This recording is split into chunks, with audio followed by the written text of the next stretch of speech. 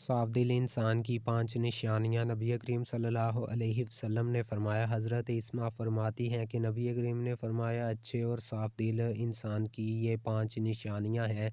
बुरे इंसान के अंदर तीन निशानियां पाई जाती हैं। बिस्मिल्लाहिर्रहमानिर्रहीम।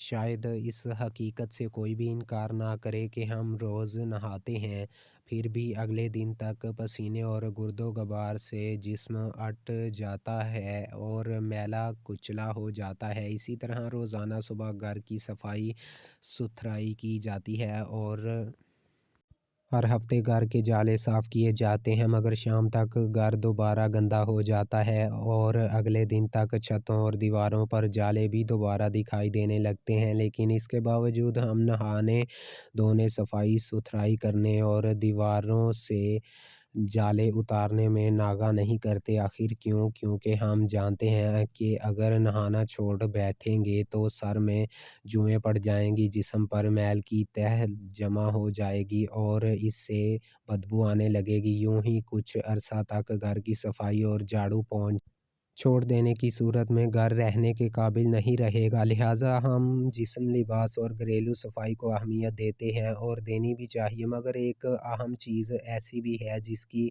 सफाई की तरफ आम तौर पर तवज्जो नहीं दी जाती, और वो है दिल। हालांकि दिलों का मामला भी कुछ ऐसा ही है कि जब हम उसे साफ़ सुथरा रखें तो इबादतों में लग रहा होता है। फ़राइज़ के साथ साथ हम नफ़ल भी पढ़ रहे होते हैं, तहज्जुद की भी सादत मिल रही होती है, लेकिन जब हम उसकी सफाई से तवज्जो हटा लेते हैं तो ये मैला कुचला और काला पड़ने लगता है। नतीजा नफ़ल फ़राइज़ में भी दिल नहीं लग रहा होता।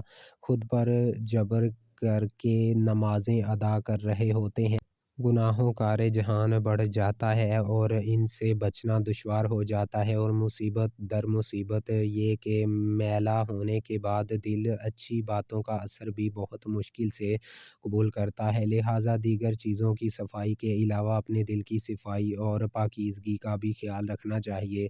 आइए देखते हैं कि दिल मैला कैसे होता है और उसकी सफाई के लिए क्या एहतमाम करना चाहिए। हज़रत अबू हुरैरा रज़ी अल्लाह ताला अन्हु बयान करते हैं कि रसूल अल्लाह सल्लल्लाहु अलैहि वालैहि वसल्लम ने फरमाया, जब मोमिन गुनाह का इर्तिकाब करता है तो उसके दिल में एक स्याह नुक्ता लग जाता है। अगर वो तौबा कर ले और बख्शिश तलब करे तो दिल में चमक और उजाला पैदा हो जाती है, और अगर मज़ीद गुनाह करता है तो नुक्ते बढ़ते चले जाते हैं, यहाँ तक कि इसके दिल पर वो ज़ंग चढ़ जाता है जिसका ज़िक्र अल्लाह ताला ने कुरान में यूँ फरमाया, हरगिज़ नहीं है, बल्कि उनके कमाए हुए अमाल ने उनके दिलों पर ज़ंग चढ़ा दिया है।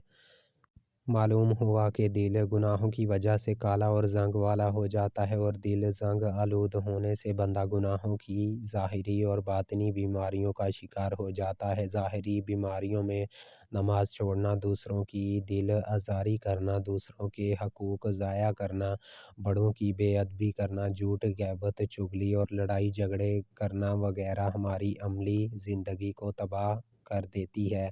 जबकि बातनी बीमारियां तकब्बुर, हसद, बदगुमानी, ज़ियाकार, बग़्ज़, हब्जा और हर्ज़ वगैरह हमारे ज़हनी सुकून को तबाह कर देती है, जबकि ये दोनों बीमारियां क़ब्र व आखिरत में भी सख्त अज़ाब का सबब बन सकती हैं। इसका तरीक़ा ऊपर ज़िक्र की गई हदीस पाक में ही बयान हुआ कि अगर गुनाह करने वाला तौबा करके बख्शिश तलब करे तो दिल चमक जाता है। ज़रूरी नहीं कि हम सिर्फ़ उसी वक्त तौबा इस्तग़फ़ार करें जब हमें अपने किसी गुनाह का पता चल जाए, बल्कि हमें चाहिए कि वक्तन फ़वक्तन तौबा इस्तग़फ़ार करते रहें, रोज़ाना अपने गुनाहों की माफ़ी मांगें और अपने रब से बख्शिश तलब करें।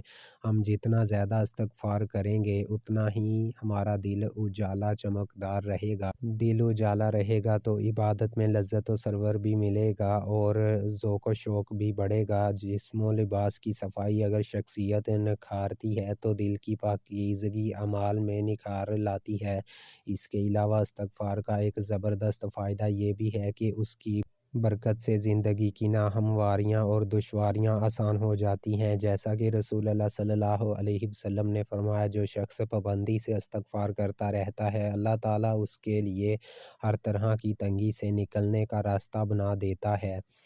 صاف دل انسان کی 5 نشانیاں کون کون سی ہیں، اور ہمارے پیارے حضور نبی کریم صلی اللہ علیہ وآلہ وسلم نے اچھے انسان کی کون کون سی نشانیاں بیان فرمائی ہیں، اور ساتھ ہی ساتھ برے انسان کی کون کون سی نشانیاں بیان فرمائی ہیں، یہ تمام باتیں اس ویڈیو میں پیش کی جا رہی ہیں۔ آپ سے درخواست ہے کہ اس ویڈیو کو آخر تک ضرور دیکھیے گا۔ محترم ناظرین، سب سے پہلے بات کرتے ہیں کہ صاف دل انسان کی 5 نشانیاں کون کون سی ہیں۔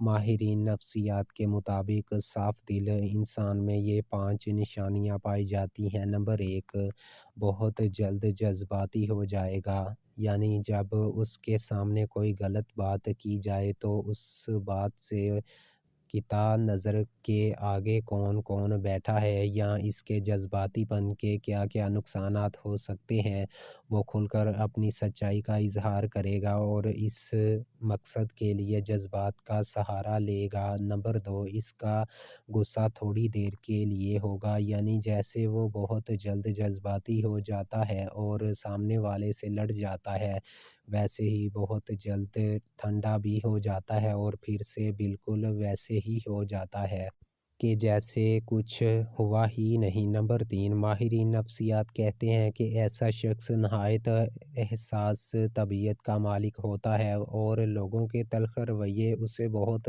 تکلیف دیتے ہیں، یعنی ایک صاف دل انسان جب کسی کا تلخ رویہ دیکھتا ہے تو اندر سے ٹوٹ جاتا ہے۔ نمبر 4، وہ ہر رشتے کو دماغ کی بجائے اپنے دل سے نبھائے گا، یعنی جس کے ساتھ تعلق نبھائے گا، دل سے نبھائے گا، پورے کا پورا اسی کا ہو جائے گا اور ہر دم اس کی خیر اور بھلائی کے لیے بے قرار رہے گا۔ نمبر 5، ماہرین نفسیات کے مطابق ایک اچھے اور صاف دل انسان کے 5ویں نشانی یہ ہے کہ ایسا شخص کبھی کسی کے دل میں اپنے لیے وہ خلوص اور وہ محبت نہیں جگا پائے گا جو وہ دوسروں کے لیے محسوس کرتا ہے، جبکہ اس کے برعکس چالاک، ہوشیار، مکار اور چاپلوس قسم کے لوگ سب کے پیارے ہوتے ہیں۔ محترم ناظرین، یہ وہ 5 نشانیاں ہیں جو ایک صاف دل انسان کے لیے ماہر نفسیات بتاتے ہیں۔ آئیے اب اس کائنات کے سب سے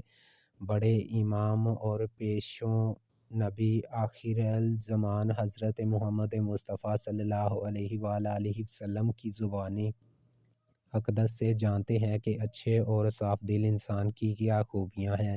امام بخاری رحمۃ اللہ علیہ نے کتاب الادب المفرد میں لکھا کہ حضرت اسماء رضی اللہ تعالیٰ عنہا فرماتی ہیں کہ ایک دن جناب رسول اللہ صلی اللہ علیہ وآلہ وسلم نے فرمایا کہ کیا میں تمہیں اچھے لوگوں کے بارے میں نہ بتاؤں؟ صحابہ رضوان اللہ عنہا نے عرض کیا، یا رسول اللہ، ضرور آگاہ فرمائیں۔ جناب نبی اکرم صلی اللہ علیہ وسلم نے فرمایا، وہ لوگ جنہیں دکھایا جائے تو خدا یاد آ جائے، یعنی جن لوگوں کو دیکھ کر خدا یاد آ جائے وہ تم میں سے اچھے لوگ ہیں۔ اس کی 2 صورتیں بیان کی جاتی ہیں۔ پہلی صورت یہ کہ وہ اللہ تعالیٰ کے نیک بندے جن کی عبادت، نیکی اور تقوی کی جھلک ان کے چہروں پر نور کی صورت میں دکھائی دیتی ہے اور انہیں دیکھ کر دل میں خیال آتا ہے کہ اس قدر بارونق اور پر نور چہرہ کسی اللہ والے کا ہی ہو سکتا ہے۔ عام طور پر انسان کے اندر کی کیفیت کا اس کے چہرے سے اندازہ ہو جاتا ہے اور چہرہ انسان کی باطنی حالت کا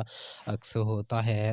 غصہ ہو یا خوشی، غم ہو یا راحت، ناراضگی ہو یا رضامندی، انسان کے چہرے سے اس کا پتہ چل جاتا ہے۔ اسی طرح انسان کے نیک اعمال اور برے اعمال کے اثرات بھی چہرے سے ظاہر ہوتے ہیں۔ بخاری شریف کی ایک روایت کے مطابق ان حضرات صلی اللہ علیہ وآلہ وسلم نے اپنے ایک خواب کا منظر بیان فرمایا کہ میں نے ایسے لوگوں کا ایک ہجوم دیکھا جن کے چہروں کی کیفیت یہ تھی کہ چہرے کا نصف حصہ خوبصورت اور باقی نصف حصہ بدصورت تھا۔ فرشتوں سے کہ یہ کون ہیں؟ انہوں نے بتایا کہ یہ آپ کی امت کے وہ لوگ ہیں جو اچھے اور برے اعمال خلط ملط کرتے رہے ہیں۔ اعمال صالح بھی انہوں نے کیے ہیں اور اعمال سیئہ میں بھی پیچھے نہیں رہے۔ ان کے نیک اعمال کے ان کے چہروں پر حسن کی صورت میں نظر آ رہے ہیں اور برے اعمال چہروں پر بدصورتی کے طور پر نمایاں ہیں۔ اس لیے اللہ تبارک و تعالیٰ کے نیک اور مخلص بندوں کے چہروں پر ان کے خلوص اور نیک اعمال کا نور ہوتا ہے اور ان کے بارونق اور نورانی چہروں کو دیکھ کر خدا کی یاد تازہ ہو جاتی ہے، جبکہ دوسری صورت میں اس کا ایک معنی یہ بھی کیا جاتا ہے کہ وہ لوگ جن کے اعمال و حرکات، ان کا اٹھنا بیٹھنا، لین دین، عبادات، معمولات اور اخلاق معاملات اللہ تبارک و تعالیٰ اور رسول خدا صلی اللہ علیہ وآلہ وسلم کے احکامات کے مطابق ہوتے ہیں، انہیں دیکھ کر ایک مسلمان کی عملی زندگی کا نقشہ سامنے آ جاتا ہے اور خدا یاد آتا ہے۔ بہرحال جناب نبی کریم صلی اللہ علیہ وآلہ وسلم نے فرمایا کہ تم میں سے اچھے لوگ وہ ہیں جنہیں دیکھ کر خدا یاد آ جائے۔ محترم ناظرین، جہاں نبی کریم صلی اللہ علیہ وآلہ وسلم نے اچھے لوگوں کی دو خصوصیات بیان فرمائی، وہیں پر فرمایا، کیا میں تمہیں تمہارے برے لوگوں کے بارے میں نہ بتاؤں؟ صحابہ کرام رضوان اللہ عنہم نے عرض کیا، یا رسول اللہ، ضرور بیان فرمائیں۔ آپ صلی اللہ علیہ وآلہ وسلم نے تین باتوں کا ذکر فرمایا۔ ایک یہ کہ چغلیاں کھانے والے یعنی ایک دوسرے کی چغلی کرنے والے لوگ چغلی کہتے ہیں، ایک دوسرے کو خواہ مخواہ کی باتیں پہنچانے والے کی بات دوسرے کے آگے، دوسرے کی تیسرے کے آگے اور تیسرے کی بات چوتھے کے آگے، اس کا ہمارے ہاں عام طور پر رواج پایا جاتا ہے اور ہم میں سے بہت سے لوگوں کی یہ عادت بن گئی ہے کہ بلا وجہ لوگوں کو یہ بتاتے رہتے ہیں کہ فلاں تمہارے بارے میں یہ کہہ رہا تھا اور فلاں جگہ تمہارے بارے میں یہ باتیں ہو رہی تھی۔ بلا ضرورت ایسی باتیں کرنا شرع گناہ کبیرہ شمار کیا جاتا ہے، لیکن ہمارے ہاں سرے سے اس کو گناہ ہی نہیں سمجھا جاتا، حالانکہ یہ باتیں اکثر جھگڑوں کا باعث بنتی ہیں۔ ہمارے معاشرے میں ہونے والے باہمی تنازعات اور جھگڑوں کی وجہ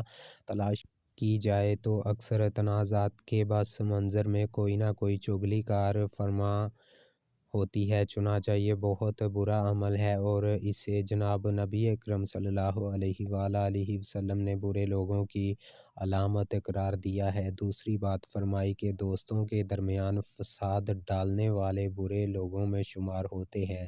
یہ بھی ایک معاشرتی بیماری ہے کہ چند دوست اکٹھے محبت و اعتماد کے ساتھ رہ رہے ہیں، اگر کوئی آدمی ان کے درمیان غلط فہمیاں ڈال کر ان کی دوستی کو دشمنی میں بدل دیتا ہے تو وہ بہت بری حرکت کا مرتکب ہوتا ہے۔ اسی طرح ایک خاندان محبت و اعتماد کے ساتھ زندگی بسر کر رہا ہے اور کوئی شخص دخل دے کر ان کی محبت و اعتماد کی فضا کو خراب کر دیتا ہے تو وہ کوئی اچھا کام نہیں کر رہا۔ محبت و اعتماد کی فضا خاندانوں میں ہو، دوستوں میں ہو، مشترکہ کام کرنے والوں میں ہو، اس میں فساد ڈالنے والوں کو جناب رسول اللہ صلی اللہ علیہ وآلہ وسلم نے برے لوگوں میں شمار کیا ہے۔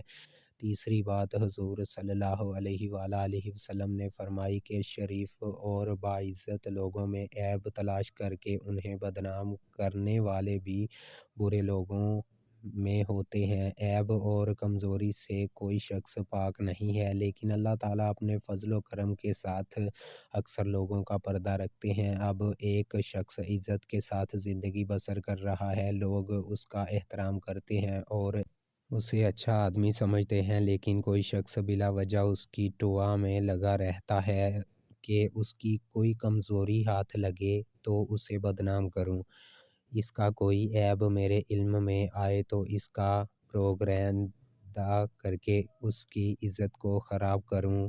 لوگوں کے عیب تلاش کرنے کے لیے ٹیوا میں رہنا، خاص طور پر معزز اور شریف لوگوں کے حالات کا تجسس کر کے ان کے عیوب ڈھونڈنا اور پھر انہیں منتشر کر کے ان کی بدنامی اور بے عزتی کا باعث بننا کوئی اچھی صفات نہیں ہے۔